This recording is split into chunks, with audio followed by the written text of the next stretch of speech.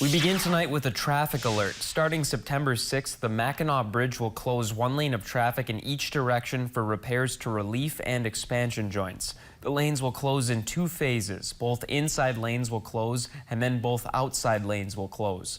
One lane will always stay open in each direction.